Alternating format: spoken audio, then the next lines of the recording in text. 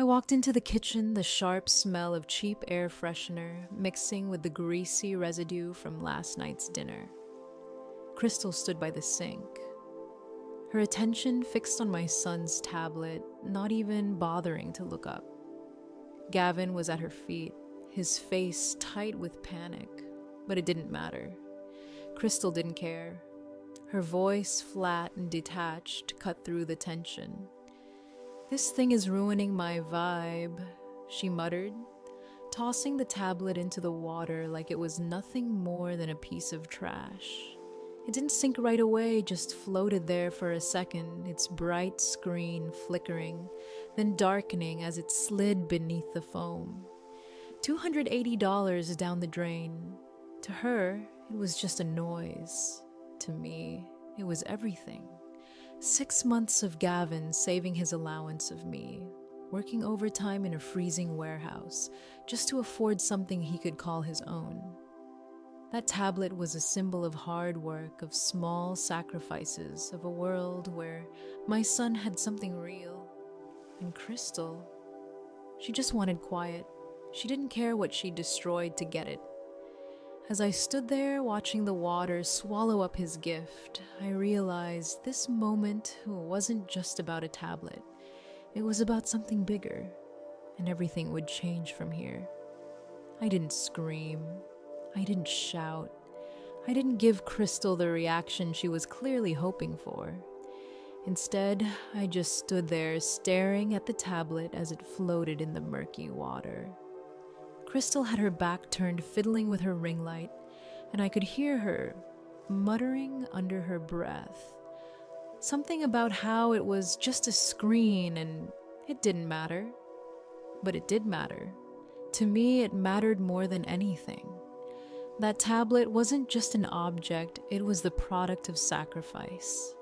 6 months of Gavin skipping ice cream after school, of me working late shifts in a cold freezer just to put a little extra money aside. All of that gone in a single moment, like it never even existed. I felt my chest tighten. Not from rage, though. No, rage wouldn't help me now. I didn't need to lose myself in a fit of fury. I needed to stay calm. I needed to take control of the situation. Crystal wanted me to flip out so she could get her precious content a perfect clip to post and complain about how ungrateful I was. But I wasn't going to give her that satisfaction. She wanted drama, but I wasn't going to let her write this story. With every inch of my resolve, I stepped toward the sink. My hand moved almost mechanically as I reached for the tablet, my fingers breaking the surface of the water. The grease that coated it felt slick against my skin, like a second layer of sweat that I couldn't shake off. For a brief moment, I hesitated just long enough to feel the weight of the situation, but not long enough for doubt to creep in. I pulled the tablet out of the water, its screen dark and the once vibrant colors now drowned beneath the murky foam. I held it there for a second, letting the water drip from the charging port dark and smelling of bacon fat. I felt the weight of it in my palm, the feeling of something once whole, now broken. But there was no time for grief, no time for emotional outbursts. I wasn't going to cry over this. Crystal might have expected tears, or maybe she wanted me to throw it across the room in a dramatic display. But that wasn't me, not anymore. As I stood there holding the ruined tablet in my hand, I felt the flicker of something inside me, the kind of clarity that only comes when you realize what really matters. It wasn't the tablet. It wasn't even Crystal or the people who had made me feel small for so long. What mattered was protecting Gavin, keeping him safe from this chaos, from this world that was determined to pull him under. I didn't look at Crystal. I didn't look for her approval. I wasn't seeking validation or understanding from anyone in that house. The only thing that mattered was getting my son out of there, away from the toxic environment she had created. So I turned and walked past her, past the ring light, past the pile of clothes she couldn't even be bothered to wash. I didn't care if she said anything. I didn't care if she tried to rile me up. I had a job to do now. The damage was done, but I wasn't going to let it break me. I had learned long ago that survival wasn't about throwing fits or demanding apologies. It was about making a decision and sticking to it. So, I grabbed Gavin's hand and headed for the living room where my parents were sitting, as though they hadn't heard the chaos that had just unfolded. But I didn't care about them either. I had no time to waste on people who wouldn't fight for me for Gavin. I had to be the one to make sure we got out, to make sure we had a future, where we weren't constantly being torn down by the very people who should have had our backs. As I walked into the living room, the contrast hit me immediately. My parents sat there oblivious to the storm that had just unfolded just a few feet away. Dad's eyes were locked on the television, the volume turned up loud enough to drown out everything else. Mom sat beside him, scrolling through her phone, her thumb moving in that rhythmic, hypnotic way that only seemed to have one purpose: to avoid any real engagement with the world around her. They had heard the splash, heard Gavin's cry, heard Crystal's cruel laugh, but none of that mattered. They didn't look up. They didn't ask if I was okay. It wasn't the first time they had acted like this, as though we were nothing more than background noise in the story of their own lives. Their indifference stung, but it wasn't surprising. It was just another day in the world of my family, a world where emotional needs were ignored and silence was the safest refuge. I had spent years trying to get their attention, trying to be seen, trying to be heard. But in moments like this, I realized that no amount of trying would ever change the way they operated. They weren't interested in what I had to say or what Gavin had to experience. They just wanted peace, even if it meant turning a blind eye to the destruction happening right in front of them. But then there was Crystal. She always knew how to manipulate the situation, how to make herself the center of attention. As I walked past her, her eyes met mine for a brief moment, and I saw that look in her eyes, the look she always had when she was setting the stage for her next performance. She didn't care about what had just happened. The broken tablet didn't matter to her, nor did the way Gavin had watched in silence as she discarded his only possession with a flick of her wrist. All that mattered was the next opportunity to play the victim, to get the likes, to earn the validation she so desperately craved. "Oh, don't be such a sullen cow, Cheyenne," she said, taking a sip of her wine. Her voice was condescending, dripping with sarcasm. "It's just a screen. He should be reading books anyway." She didn't even see the hurt in Gavin's eyes as she dismissed him, didn't hear the crack in his voice as he asked if we were going to Grandma's. She was too wrapped up in her own world to notice the damage she was causing. In that moment, I felt the weight of the neglect more than ever. It wasn't just Crystal's disregard, it was the absence of anyone who cared enough to stand up to put an end to this toxic cycle. I was alone in this fight, and that truth hit me harder than anything Crystal could say. But as I looked at Gavin wiping his nose on his sleeve and asking the same innocent question, I knew one thing: I had to keep moving forward. I couldn't let them drag us back into that suffocating place. I was the only one who could protect him now. So, with a tight grip on my resolve, I did what I had to do. I packed up our things and I walked out. Not for me, but for Gavin. He deserved better than this, and I was going to make sure he had it. As I stood there watching Gavin wipe his nose on his sleeve, the realization hit me like a cold wave. This wasn't just about a tablet or the way Crystal had treated him. It was about everything. The years of neglect, the constant dismissals, the way my family had turned a blind eye to the chaos as if it wasn't their problem.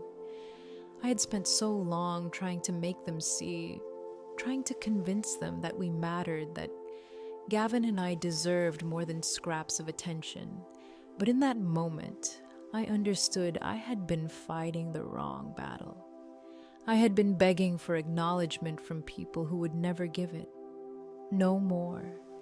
I didn't have time for anger anymore. I didn't have the energy to fight for something that was never coming. What I needed now wasn't validation, it was survival. And I was done depending on a family that couldn't even lift a finger to help us. I had one responsibility now, and that was Gavin. I had to make sure he was safe, make sure we both got out. The weight of everything, the hurt, the frustration, it all started to melt away as I focused on the task at hand. There was no room for emotion anymore, no room for self-pity. There was only the next step, survival. I moved toward the bedroom, my movements quick but measured, almost automatic. I opened the closet door and started gathering what we needed. Clothes, uniforms, school clothes, nothing extra. Nothing that wasn't absolutely essential. It felt almost mechanical the way I folded everything, the way I stacked it, zipping the duffel bag shut with a single decisive motion. I didn't stop to think, didn't give myself the luxury of a single moment of doubt. The old version of me, the one that would have agonized over every decision, over every choice, that version was gone. In its place was someone who was focused, someone who knew exactly what had to be done. As I moved through the room, collecting the last few items, I could hear Crystal's voice from the doorway. It was high-pitched mocking, like she was trying to get under my skin.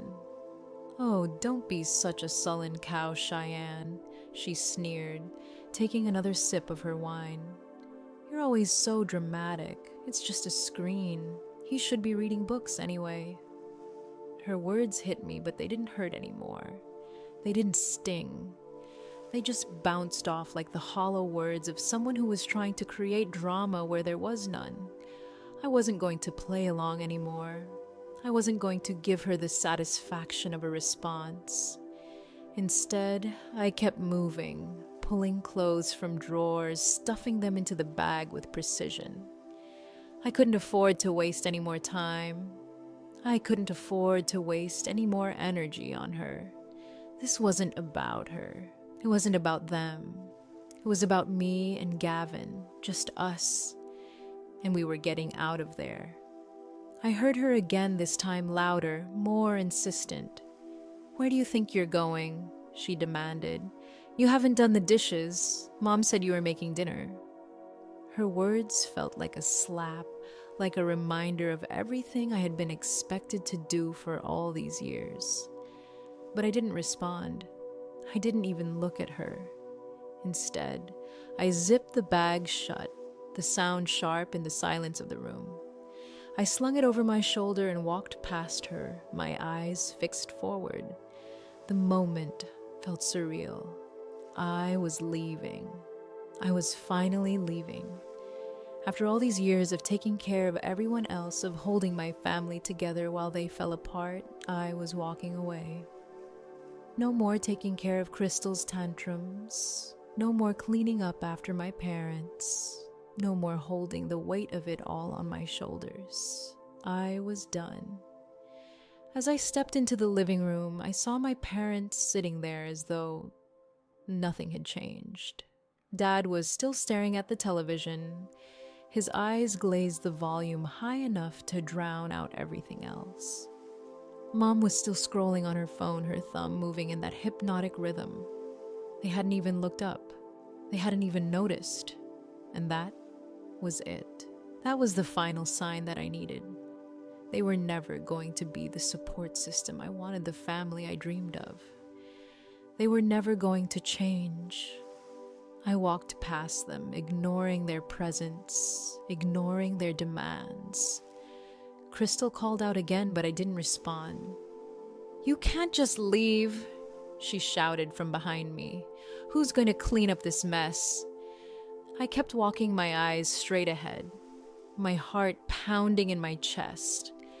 I opened the front door, the humid air outside hitting me like a wave of freedom.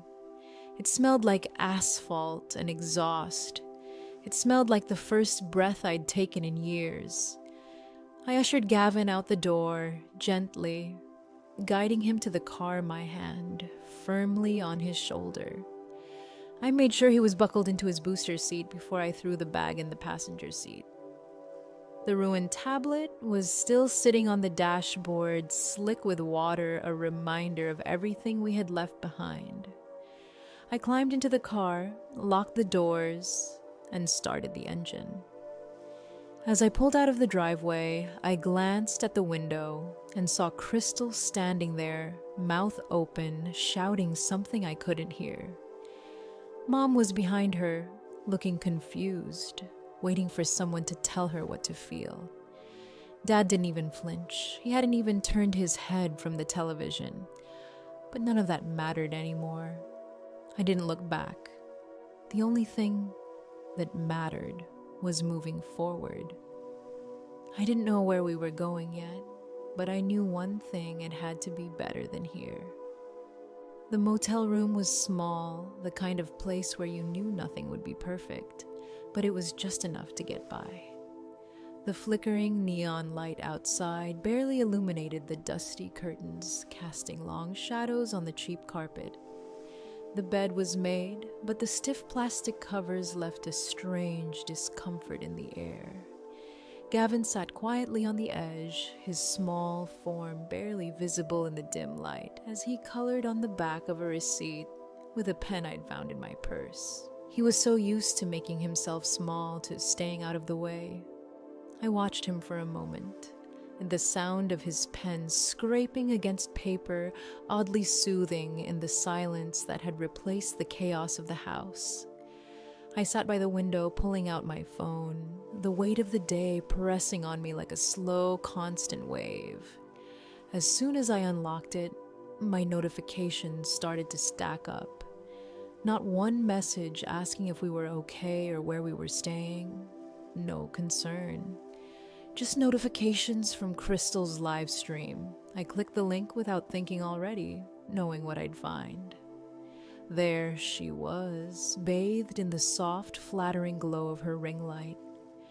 Her hair perfectly styled, her lips glossy, the picture of the kind of well-put-together persona she loved to project. Her voice trembled as she spoke, every word laced with just the right amount of fragility to make it seem sincere. "It's just really hard," she said, taking a dramatic pause and looking sadly into the camera. "When you're trying to build an empire, trying to elevate your family, and you have people around you who are just toxic." Her eyes flicked to the side as if searching for the right moment to feign a tear, and I couldn't help but feel a strange, hollow amusement bubble inside me. This was the same woman who had drowned my son's tablet and broken his spirit with a flick of her wrist. Yet here, she was casting herself as the victim. The comments started rolling in all the usual lines. "Stay strong, queen. Haters gonna hate. You don't need that negative energy." It was nauseating, but I wasn't angry. I wasn't even surprised anymore. I just felt a deep, almost clinical detachment. I saw her for what she really was, a woman so desperate for validation that she would burn everything around her just to feel significant. Crystal wasn't a victim. She was a delusion. And as I sat there watching her performance unfold on my screen, I realized something. This wasn't just her act. It was her entire life. I sat there in the motel room, my phone in my hands, my mind still processing everything that had happened. The silence felt heavy, like it was waiting for something, some realization I wasn't quite ready to face. But I couldn't stop thinking about the house, about my father's strange behavior when it came to the mail, the way he would hide the red stamped envelopes and shift the conversation when I asked about bills. Something wasn't adding up, and I needed answers, so I did what I had to do. I pulled up my laptop and started searching. I went straight to the county recorder's website. Property tax records, liens, deeds, all public information if you knew where to look. My fingers flew across the keys, navigating the pages like a map that I had been too afraid to read for too long. When I typed in my father's address, I could feel my heart skip a beat. The first few entries were what I expected, the original deed from the 80s. The release of the mortgage from 2005. But then I saw an entry from just 2 years ago, a home equity line of credit, a loan for $195,000. My stomach dropped. That was the value of the house, the equity my father had spent over 40 years working for. The amount made my vision blur, and I clicked on the document before I could stop myself. The PDF opened the numbers clear, but the document itself low resolution, as if someone had tried to make it harder to read. But it didn't matter. The loan wasn't small. It wasn't a repair loan or a simple line of credit. This was a full extraction. My father hadn't taken out that money. Crystal had. She had forged his signature, used his social security number, and emptied out everything he had worked for. The feeling of shock was overwhelming, but there was something else too. A cold realization settled in. This wasn't just emotional manipulation anymore. This was criminal. Crystal had been using my father's identity to fund her lies, her fake business, her lavish lifestyle.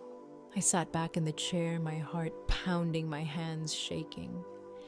I had been so focused on surviving the emotional abuse that I had missed the bigger picture.